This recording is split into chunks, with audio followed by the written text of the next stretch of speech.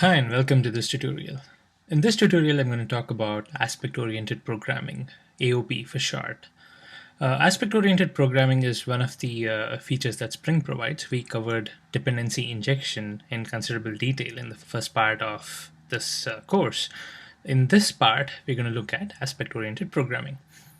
AOP is not just a feature that Spring provides, it's actually a model of programming itself. So before we start with aspect-oriented programming, I'd like to take a quick detour and talk about functional programming. If you've written code in some of the older programming languages like C, you would know exactly what this is. When you're writing code in such languages, you think of a problem and then you break it down into different functions. Each function accomplishes a particular unit of work, and then a function can call other functions, and that's how they talk to each other. And a single program consists of all these different functions, and then they all call each other, and then when the last function ends, that's when the program is complete. So this is the way you would think if you would write code in a functional programming language. You think of them as different functions. The problem here is that if the complex design is involved, then you would have a whole lot of functions and a whole lot of interdependencies between functions. This graph could get really messy. And for some situations, you would get a better design if you would use object-oriented programming. So that's the second programming model. In object-oriented programming, you wouldn't think of functions when you're trying to solve a problem by writing code. You would think of individual entities as objects, and you would write objects that mirror different entities in your problem space. So you would have object A, B, and C, and each object would contain the member variables as well as the methods. So you have encapsulated entities, and you can design more complex code because you have a cleaner design and separation of concerns. Well, this is fine, but then here's a problem. Not all of the tasks that you would want your program to do can be classified into objects. Now let's take, for example, you have a common procedure across different objects. I've taken the example of a log message here. So I want a log message method to be run and to be included in three different objects. Now what does a log message method do? It prints out a message. It's as simple as that, and you want that functionality to be there in all the objects that you are designing in your code. So what would you do? You would have a log message method in your object A, object B, object C. So no matter how many objects need the log message functionality, you would add the log message method in each of those objects. This is not really a good design because you're repeating yourself by including the same method in different objects. So how would you refine this code? One way to do this is to take that method out and create a separate object for it. Of course, you cannot just leave a method floating on its own. You would have to include it inside an object. So you would have a log message method inside a new object called the logger object. And then object A, B, and C would not have that log message method anymore. Instead, what would happen is whenever a log message need to be called, it would reference this logger object and then do a logger object dot log message. It would either have a dependency, so it would create a new logger and then call the method, or this might be a static method and then it would call the method directly. It could also be a parent class, and then you could inherit the log message functionality into each of your objects that need this method. So this is good, but then a couple of problems here.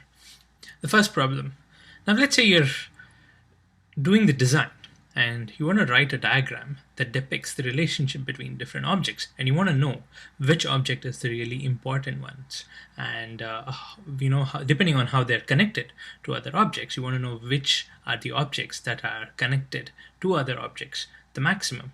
Now, if you write this diagram for a design like this, it's very likely that the most important object and the most connected objects would probably not be your business object. It would probably be this logger object, because every object that needs a logger has a dependency on this logger object. So it is not really a good idea to have this kind of a dependency to something that is not really a part of your business problem.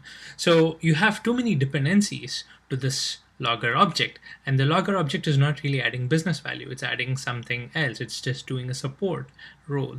So that would be problem one. You have too many relationships to these cross-cutting objects. When I say cross-cutting objects, I mean objects that concern different other objects in your problem domain. The second problem, you still need to have code inside all your methods to make the call. You have removed the log message functionality, for example, and you have put it into a logger object.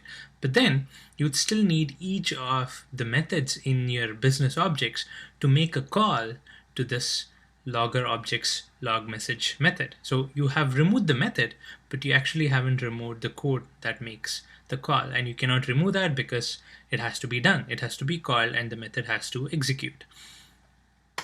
The third problem is that let's say you want to change in bulk. Say you want to have a different log message method, and you need to make a change in all these different business objects to call that method instead. Of course, you can solve this problem using some more intelligent design. You can have an interface class and then you can plug in the different log implementations.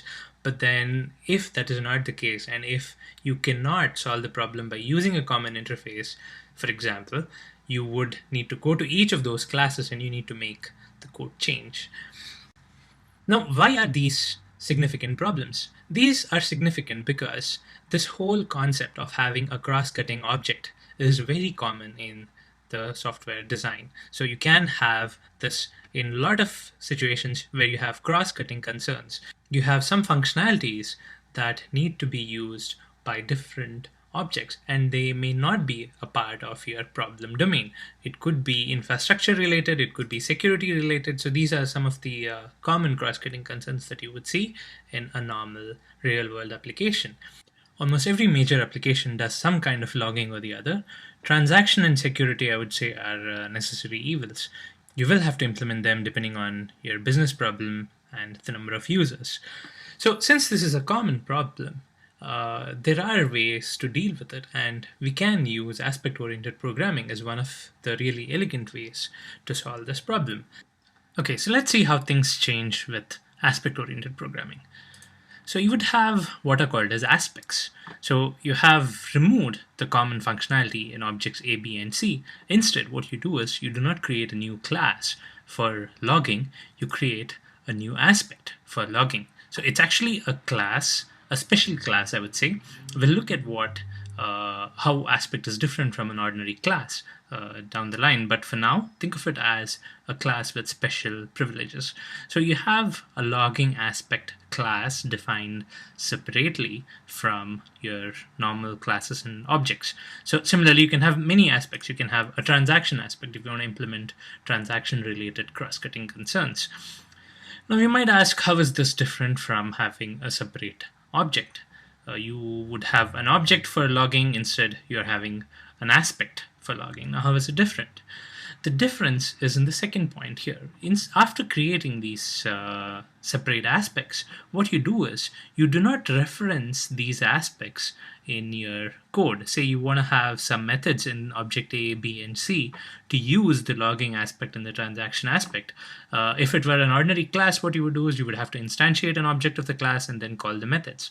You wouldn't do that for aspects. What you would do instead is you would define a configuration, the aspect configuration, which tells which objects and which methods these aspects should apply to. So this is what is different from the traditional object-oriented programming, where you would take these common functionalities, create a separate class, have objects, and then reference those objects inside your objects which actually need those functionality. Instead, what you do is you have aspects, and then you write configuration, which tells which aspect applies to which methods of which classes. So this is something that Spring helps us with. Spring helps us with dependency injection. You say, okay, my object is dependent on these objects, and then you tell Spring to inject these dependencies. So Spring also helps us here. Spring says, hey, I already provide your dependencies for you. You tell me what aspects are needed for which methods, and I will make sure that those methods are also called. So what would happen is, now let's say, for example, I have a particular set of methods in all these objects, and I want a logging aspect method. Say I have a logging method over here. I want this method to be called just before each of these methods I'm concerned about runs. So say I have 5 methods here, I have 2 methods here, and I have 1 method here for which I want the logging method to run just before those methods execute. So what I would do is I'd write the configuration over here and say, for all these methods, make sure that the logging method runs whenever those methods are called. So this is something that I can tell Spring to do, and Spring will make sure that the logging method is called just before those methods that I've configured here are executed. So before is just one of the ways in which you can apply aspects. This is similar to, let's say, for example, you have servlet filters. You can configure filters to run before each and every call to your servlet executes. You have similar examples like this. Those are not aspects, but you can think of it in this model. Let's say, for example, struts interceptors, or for example, triggers in databases. Say you want to do an insert, you write triggers so that whenever that insert happens, there is also this other functionality that gets executed. So aspects are kind of similar to that. You can have methods inside aspects that get executed just before particular methods in your objects run. So you can have different levels of configuration. We'll have a look at that later, but think of it that way. You have separate pieces of functionality that are configured to run before some other pieces of functionality run, and they are not configured in the code. They are actually separate configuration files, and since they're all running inside the Spring container, Spring makes it easy for that to happen. Spring reads this configuration, and whenever it senses that those methods are called and those are executed, just before those executions happen, these configured aspects are executed first by Spring so that your configuration is achieved. So with this model, some of the advantages are obvious. Now let's say I want method ABC here to have logging, and I want method DEF not to have logging here. So what I can do is I can configure ABC, and I can say for method ABC, run the logging method, and for DEF, I don't have any configuration here. Now down the line, I want to change this configuration. I want to say, I want to have the logging method run for method DEF also. So in that case, I don't have to go to this object and change the code. I don't have to write the call to the logging method here. Instead, what I do is I go to the log aspect configuration and say logging aspect needs to run for method DEF also. So in that case, whenever the method DEF executes, the logging method is also executed just before the method runs. So this makes it very easy for us to add and remove and make any changes as such without making changes to the code. You can make changes to the aspect configuration and have these aspects apply to different points in the code. And this solves some of the problems that we've noted earlier. If you want to make bulk changes, you can do that as well. Just with a few lines of aspect configuration, you can have a particular aspect apply to a whole lot of methods in a whole lot of places in your application code. And aspects get their true power by wrapping around your target methods. So let's say you have an execution of the target method. You can configure an aspect to run before or an aspect to run after your target method, so that if you configure it this way, this code will get executed, and then your target method gets executed, and then another piece of aspect code gets executed. So you have a lot of flexibility here. We will have a look at all the different configurations you can achieve with aspects in the next set of tutorials.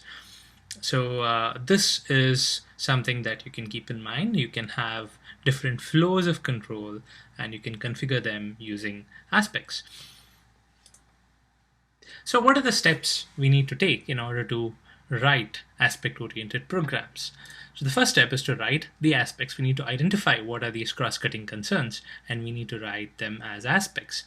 And the second step, configure where these aspects apply. So We talked about logging. We can select particular methods for which the logging method runs just before those methods execute. So that's the configuration that I'm talking about here. So these are the only two steps you need to do. First, write the aspect itself, and then configure to what places in your code these aspects apply. Okay, now that we have covered the concepts of aspect-oriented programming, in the next tutorial, we are going to actually write some aspects and we are going to configure them, and we're going to make Spring execute those aspects. So I hope the concepts here are clear. I'll see you in the next tutorial.